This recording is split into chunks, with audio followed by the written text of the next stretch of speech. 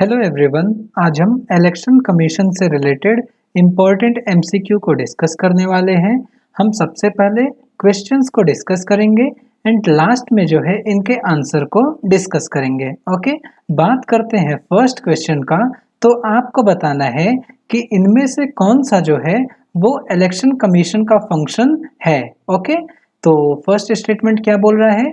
To conduct the election for the post of speaker and deputy speaker of lok sabha and chairperson of Rajya Sabha. Chairperson of Rajya Sabha कौन होते हैं? आपके vice president ना।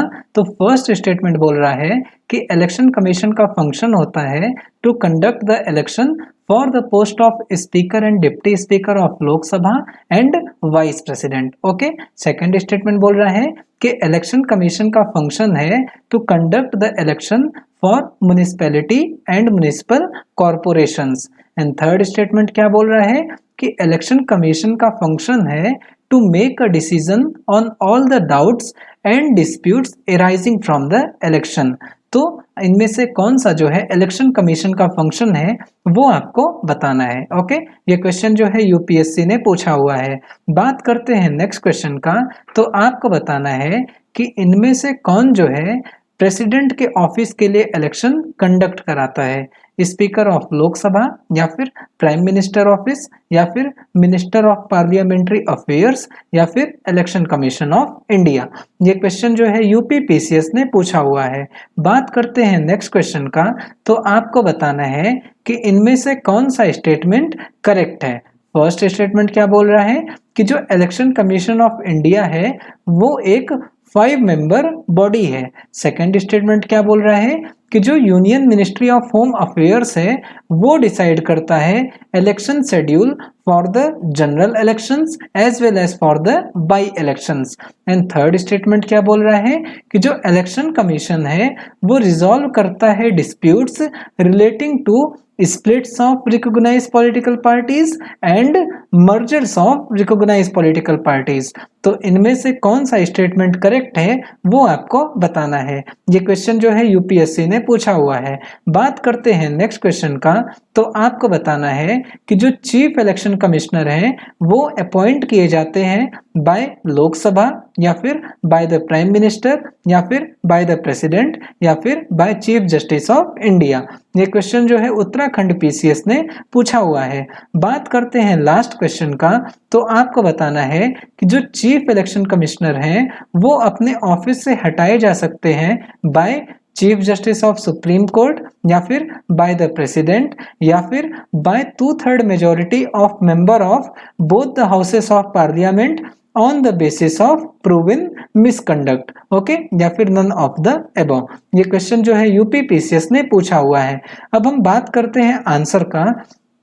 तो देखिए, जो फर्स्ट क्वेश्चन है हमारा जो कि इलेक्शन कमीशन के फंक्शन की बात कर रहा है, आपको पता होना चाहिए कि जो स्पीकर एंड डिप्टी स्पीकर का पोस्ट है ना, इसका जो इलेक्शन होता है उसको इलेक्शन कमीशन कंडक्ट नहीं कराता है। एंड चेयरमैन ऑफ राज्यसभा यानी कि वाइस प्रेसिडेंट के लिए कौन इलेक्शन कंडक्ट कराता है वो आपको मुझे कॉमेंट सेक्शन में बताना है। ओके, आपको इतना पता होना चाहिए कि स्पीकर एंड डिप्टी स्पीकर के लिए जो है इलेक्शन कमीशन इलेक्शन कंडक्ट नहीं कराता है। तो ये स्टेटमेंट गलत हो गया। अब बात करते हैं म्युनिसिपैलिटी, म्युनिसिपल कॉर्पोरेशंस एंड जो पंचायती के लोकल बॉडीज होते हैं पंचायती राज के, इन तीनों के जो इलेक्शन होते हैं ना वो स्टेट इलेक्शन कमीशन कंडक्ट कराता है, ना कि इलेक्शन कमीशन ऑफ इंडिया। तो ये स्टेटमेंट भी गलत हो गया। बात करते हैं इस वाले स्टेटमेंट का।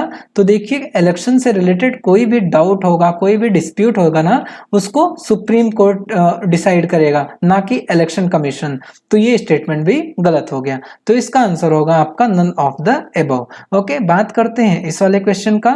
तो प्रेसिडेंट के ऑफिस के लिए जो इलेक्शन कंडक्ट कराती है जो बॉडी, वो है आपका इलेक्शन कमीशन ऑफ इंडिया। तो इसका आंसर हो गया आपका डी। ओके, अब हम बात करते हैं इस वाले क्वेश्चन का। तो आपको पता होगा कि जो इलेक्शन कमीशन है वो एक 3 मेंबर बॉडी है। कौन कौन से होते हैं उसमें होते हैं आपके chief election commissioner and 2 election commissioners होते हैं। ओके, तो ये 3 लोग होते हैं, ना कि 5 लोग। तो ये स्टेटमेंट गलत हो गया। एंड इलेक्शन कमीशन का काम होता है कि वो डिसाइड करे इलेक्शन शेड्यूल को for the general election and for the by elections, ना कि union ministry of home affairs. तो ये स्टेटमेंट भी गलत हो गया। बात करते हैं इस वाले क्वेश्चन का, तो ये स्टेटमेंट बिल्कुल करेक्ट है कि जो इलेक्शन कमीशन होता है वो रिजॉल्व करता है dispute relating to splits of recognized political parties and mergers of recognized political parties. तो ये स्टेटमेंट करेक्ट है, तो इसका आंसर क्या होगा आपका डी। ओके, बात करते हैं इस वाले क्वेश्चन का, तो देखिए जो चीफ इलेक्शन कमिश्नर है ना वो अपॉइंट किए जाते हैं बाय द प्रेसिडेंट, तो इसका आंसर हो गया आपका सी। ओके, बात करते हैं हम लास्ट वाले क्वेश्चन का, तो देखिए चीफ इलेक्शन कमिश्नर है ना वो आपको ये चीज जरूर याद रखना है कि उनको इसी मैनर में रिमूव किया जा सकता है जिस मैनर में सुप्रीम कोर्ट के जज को रिमूव किया जाता है। ओके, एंड सुप्रीम कोर्ट के जज को कैसे रिमूव किया जाता है? By the 2/3 majority of member of both the houses of the parliament on the basis of proven misconduct. तो ये वाला स्टेटमेंट करेक्ट है, आपका आंसर होगा सी। तो बस दोस्तों इस वीडियो में इतना ही। अगर वीडियो अच्छी लगे तो वीडियो को लाइक करिए, चैनल को सब्सक्राइब करिए। Thank you so much.